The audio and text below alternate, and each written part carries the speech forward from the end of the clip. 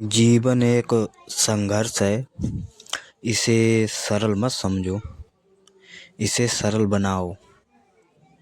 इस जीवन को अपने प्रकृति या स्वभाव से जोड़ो, तभी आप इस जीवन को समझ पाओगे। प्रकृति हमारे जीवन का एक ऐसा हिस्सा है जिसके बगैर जीवन की कल्पना करना बिल्कुल गलत होगा। जो हमें प्रकृति से मिलता है वो शायद किसी से ना मिले। प्रकृति वह है जो हमें यह दिखाती है कि अनुभव आपके अंदर कैसा है।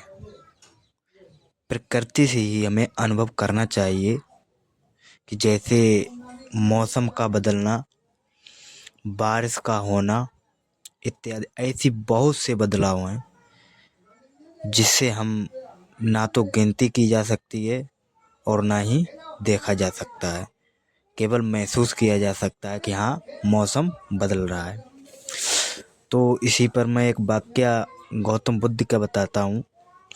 जो दो राजा आपस में एक तालाब और जल के लिए लड़ाई करते थे, तभी वहाँ गौतम बुद्ध पहुँचते हैं और उस तालाब का पानी पीने लगते हैं।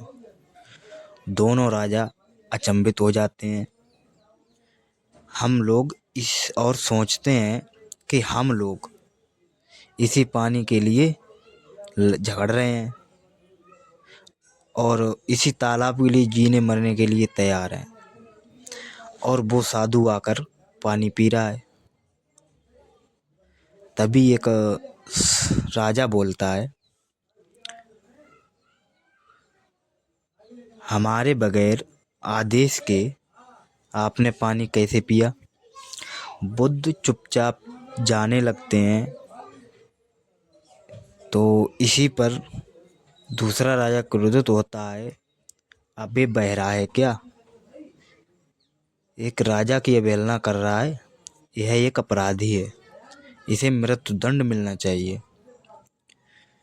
तभी उसमें एक सैनिक बुद्ध को पहचान लिया कि इतने शांत स्वभाव के संत बुद्ध के अलावा कोई और हो ही नहीं सकता, कि वही एक ऐसे प्राणी हैं जो हर बुराई को अनसुना करते हैं। तो उस सैनिक ने बुद्ध को नमन किया और दोनों राजा अचंभित फिर हो गए। क्यों? उसने सैनिक को बुद्ध के पैरों तले पड़ा देखा। तो सैनिक बताता है कि ये बुद्ध जी हैं, और दोनों राजा पैरों पर गिर जाते हैं। क्षमा प्रभु, मैं एक अपराधी हूँ, मैं आपको पहचान नहीं पाया, और अपशब्द कहने लगा। क्षमा प्रभु, क्षमा कर दीजिए।